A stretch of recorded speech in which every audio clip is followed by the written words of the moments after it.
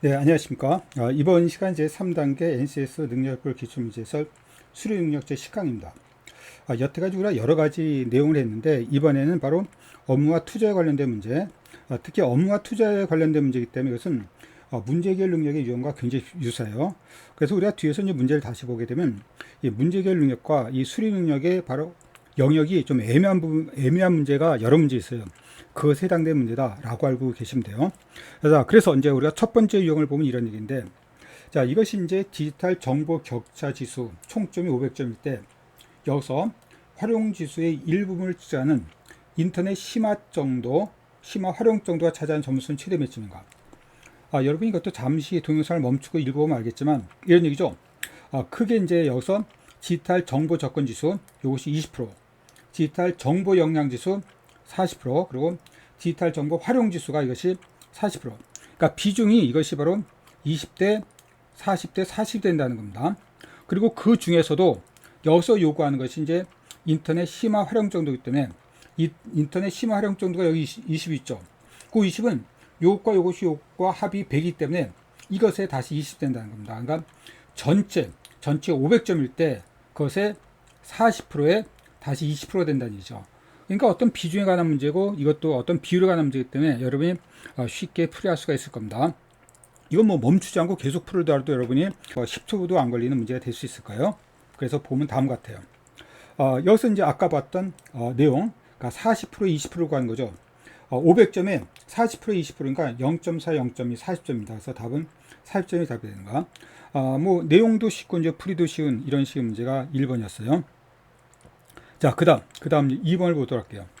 자, 2번도 이제 마찬가지로 굉장히 쉬운 유형의 문제인데, 다음과 같이 조건 자체가 A3 용지를 8,900장 구매할 수 있다.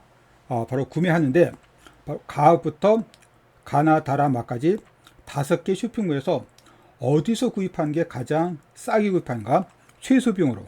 그러니까 이 최소 비용에 관한 문제가 뒤에 보면 바로 문제 해결 능력에서 나올 수 있다는 겁니다. 비용에 관한 문제가. 자, 그래서 본다면 여기서 이제 묶음당 200 묶음 2,500 박스 100매, 그 다음에 낱개 500 묶음. 묶음에 대한 가격. 자, 이걸 고려한 다음에 배송비죠. 배송비도 고려한 다음에 문제를 풀어내는 겁니다. 자, 이것도 여러분이 조금 시간이 걸려서 그렇지 하나하나 가부터 마까지 다 한다는 어떤 불편함이 있지만 이것도 여러분이 어려움이 없이 아마 풀 수 있으라고 봅니다. 자, 그래서 바로 GPT 풀보면 다음 같아요.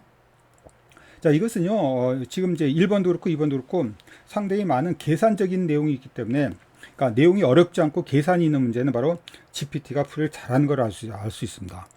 자, 그래서 본다면 여기 이제 200 묶음이죠. 8,900을 200으로 나눈 다음에 그러면 44.5 묶음. 그런데 우리가 묶음이라는 것은 바로 정수를 구입하기 때문에 45 묶음이라고, 문제에서 우리가 여기서 문제가 지금 빠지는데 문제를 보면 그때 이제 한 묶음이 5,000원이죠. 그 다음에 배송비가 들어갑니다. 그래서 이런 식으로 계산하는 거야. 자, 모든 나부터 막까지 풀이도 똑같아요. 8,900을 이제 2,500 어떤 박스. 그래서 박스 난 다음 그거를 정수로 계산한 다음에 그 다음에 박스당 가격을 곱하고 그 다음에 배송비를 구하는데 배송비가 무료인 경우는 이제 바로 이 가격이 답이 되는 거죠. 자, 그래서 구해보니까 다음과 같이 바로 가는 이거, 나는 이거, 다는 이거, 그 다음에 라, 마. 그 중에서 이제 가장 싼 것이 이제 다죠, 다. 그래서 이것이 답이 다가 되는 겁니다. 이것도 이제 GTP가 워낙 풀이를 잘했기 때문에 이거 방법 외에는 뭐 최선의 방법이 없다라고 할 정도로 거의 완벽하게 풀이하고 있습니다. 다음 이제 3번 문제 보시면 수출액에 관한 문제가 나왔는데, 수출액은 여기서 US 달러로 수출하죠. 근데 환율에 대한 걸 곱하면 1달러당 1,200원, 1달러당 1,100원. 그것은 바로 원화 가치가 계산되는 겁니다. 그래서 어떤 실제로 우리는 달러로 수출을 되지만, 그리고 수입이 되지만 실제로 환율로 계산했을 때 우리나라 원화에 대한 금액에 대한 차이, 그걸 보는 겁니다. 이 환율에 관한 문제는 이렇게 수출과 수입에 관한 문제가 나올 수도 있고, 경우에 따라서는 여행에 관한 거죠. 우리나라는 이제 해외여행 간다. 뭐 일본 여행 가면 이제 어떤 엔화가 되는 거고, 그 환율에 대해서 환율의 차이 때문에 상당한 어떤 금액의 차이가 발생합니다. 그거를 물어보는 겁니다. 자, 이 문제도 계산 문제이기 때문에 GPT가 풀이를 굉장히 잘 해놨어요. 그러니까 작년 수출액은 바로 670-000-000. 자, 이게 숫자가 너무 많으니까 우리는 하는 방법 중 하나가 요 유효자리수 3자리 갖고 계산하는 것도 하나의 방법이에요. 그래서 이제 수출액은 이것이고, 그리고 평균 환율이 달러당 1200원. 그럼 바로 670에다가 1200원 곱하면 804000 여기까지 계산해 봅시다. 그 올해 수출액은 778. 근데 환율은 1100이죠. 1100원이죠. 그래서 778에다가 1100원 곱하면 이것은 8580이고, 다음에 이거 차를 계산하는 거니까 바로 85800에서 80400을 빼면 51800. 그래서 답은 3번이 되는 지극히 간단한 유형의 문제고, 자, 이런 식의 계산만 요구하기 때문에 GDP 풀이가 거의 완벽하기 때문에 따로 풀이를 할 필요가 없었어요. 이것이 이제 3번 문제였습니다. 그 다음 문제 볼까요? 그 다음 문제를 보면 이제 여행이죠. 여행에 관한데, 거기서 드는 것도 바로 이제 환율이 이제 영향을 미치는 겁니다. 자, 우리 원화를 가지고 환전해 가지고 바로 US 달러를 쓰기 때문에, 그래서 여기 드는 경우가 이제 크게 세 가지, 항공권과 숙박권, 그리고 기타 경비를, 그거를 현재 나와 있는 조건은 US 달러로 나왔지만 그거를 원화로 계산하라. 근데 원화로 계산하는 과정에서도 이제 언제 환전했냐에 따라서 환율이 달라지겠죠. 그것까지 고려하라는 겁니다. 자, 그래서 이것도 이제 풀이를 여러분이 혼자 해보면 알겠지만 굉장히 쉽고, 그리고 GPT가 거의 완벽하게 문제를 풀어놨어요. 특히 이제 날짜별로 이것은 5월 10일, 5월 10일, 그리고 항공권은 원화로 결제되기 때문에 환율이 필요 없고, 그다음에 5월 10일 날 기타 경비는 5월 10일 날, 그러니까 이 두 가지가 필요한 거죠. 자, 그래서 GPT 풀이 온다면 첫 번째 숙소, 두 번째 숙소 285달러, 306달러는 둘 다 8월 10일 날 결제이기 때문에 8월 10일 날 환율인 1060원이 계산되는 거고, 다음에 그래서 총 숙박료가 나오겠죠. 그래서 항공권 여기 바로 원화로 결제했습니다. 그리고 기타 경비는 날짜가 5월 10일 날, 그러니까 1080, 1100 US 달러에다가 1080은 110만 8만 8천이 나오고, 우린 여기서 구한 세 가지 숙박료와 항공권과 그리고 경비를 모두 더하면 답이 이렇게 나오는 것이 답이 3번이 됩니다. 자, 이것도 뭐 계산이 좀 우리가 귀찮아서 그렇지 원리상 어려운 것도 하나도 없었고, 여러분도 충분히 할 수 있는 문제라고 봅니다. 이것이 4번 문제였어요. 다음 5번 문제, 이제 투자에 대한 이제 수익률에 관한 문제인데, 문제를 읽어보면 다음과 같이 나오죠.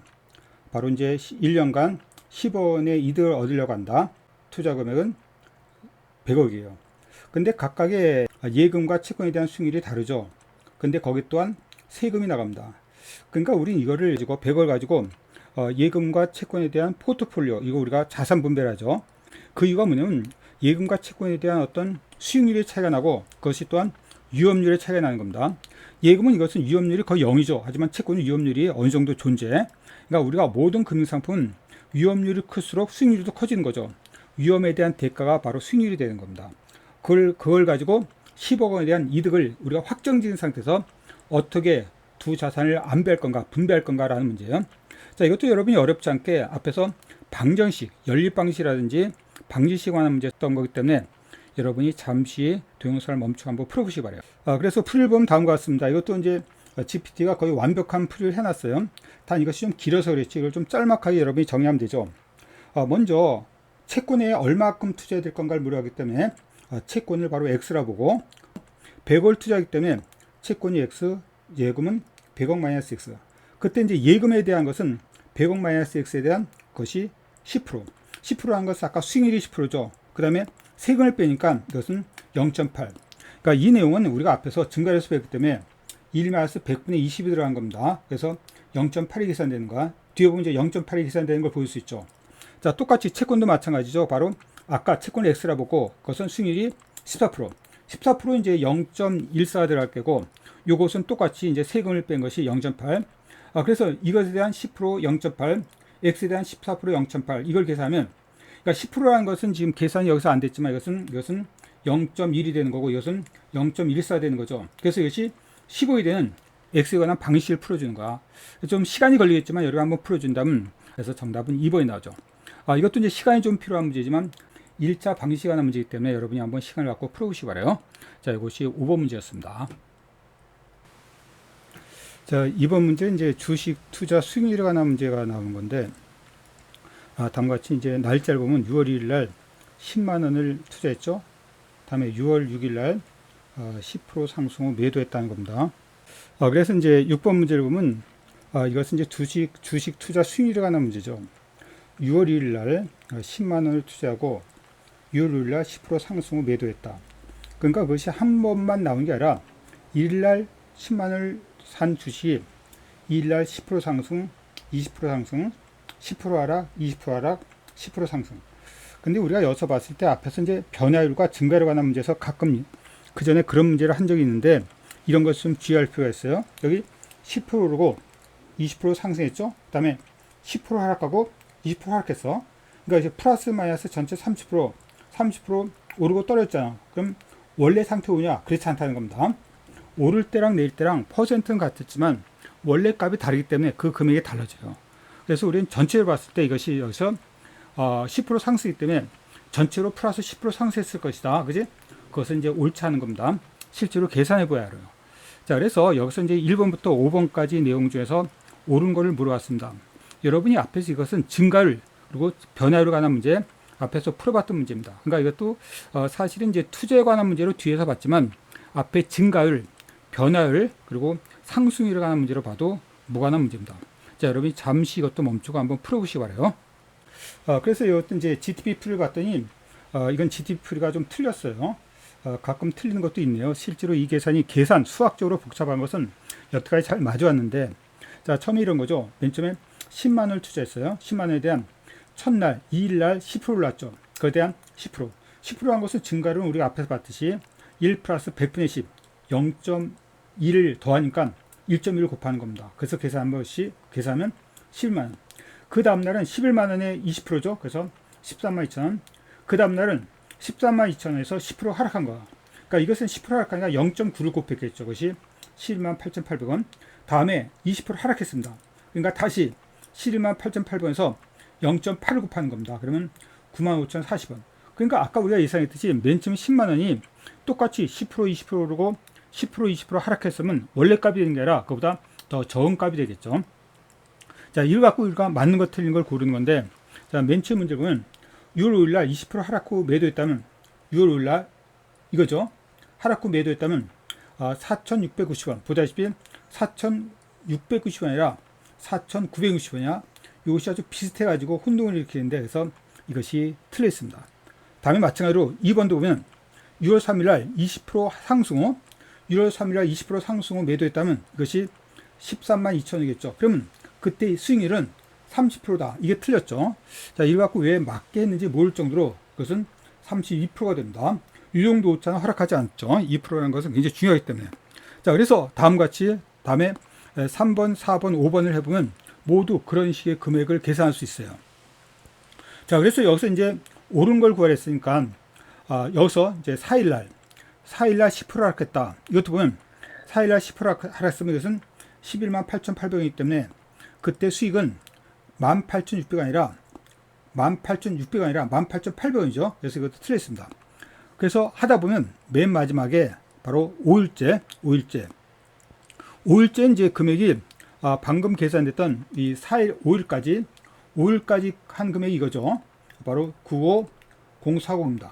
그럼 6일 날은 어떻게 됩니까? 다시 여서 10% 상승했죠. 그러니까 1 플러스 100분의 10 한마디로 95040에다 곱하기 1.2를 곱하는 겁니다. 그럼 이 금액이 나오겠죠.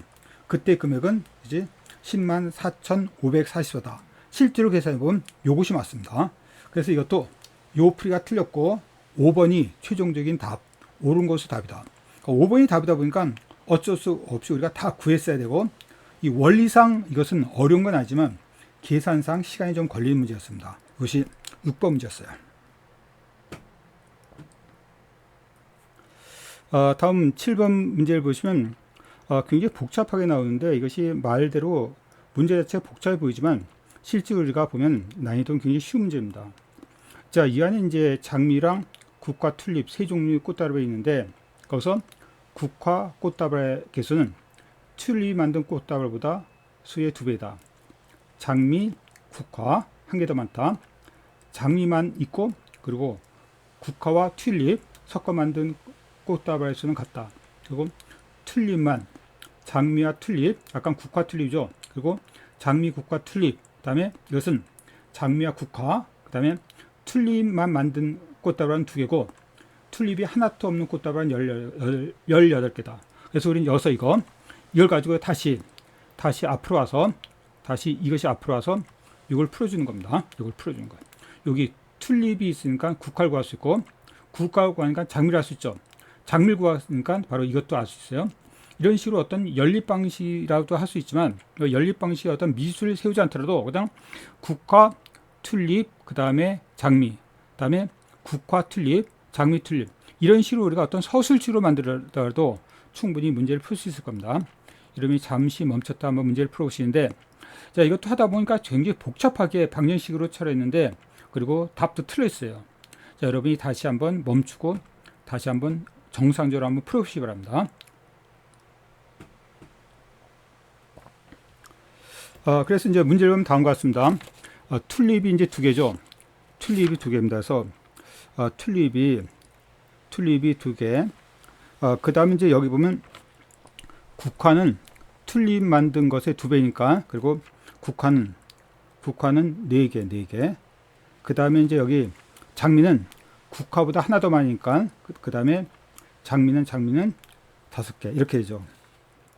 그 다음 보면 이제 장미를 만든 꽃다발에서는 국화와 튤립, 그러니까 여기 국화 더하기 튤립, 이것은 장미랑 똑같죠. 그래서 이것이 5개. 그 다음에 여기 장미와 튤립은 튤립만으로 만든 꽃다발 수보다 하나 적으니까 바로 튤립은 이게죠. 그리고 이것이 튤립으로 만든 꽃다발 수가 이거보다 적으니까, 그래서 거꾸로 장미 플러스 튤립은 이것은 3가 되는 겁니다. 이거 하나 적다 그랬으니까. 자, 그 다음에 이제 우리가 보면 마지막에 3개 모두 섞은 거, 그러니까 국화 플러스 튤립 플러스 장미 3개 섞은 것은 바로 장미 플러스 국화, 이거보다 하나 더 많다. 이게 이제 주어진 조건이 다입니다. 주어진 조건이 다야. 자, 이거 갖고 문제를 풀어나가는 거죠. 자, 그래서 이제 여기서 본다면 이제 여기서 장미 국화, 그리고 요것을 갖고 우리가 전체 개수를 방정식처럼 문제를 풀어줘야 되는 거죠. 특히 여기서 우리가 주목해야 될 것은 여기 튤립이 하나도 없는 꽃다발은 18개다. 그러니까 18개가 튤립이 하나도 없는 꽃다발은 18개다. 그러니까 바로 요거랑 그지? 요거 더하는 게 이제 18개라는 얘기죠.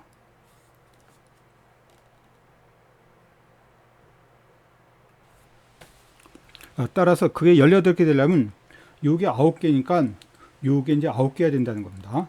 그러니까 이것은 다시 10개 되는 거죠. 여기 1을 더하니까. 자, 그래서 이제 이 개수가 모두 완성된 거예요.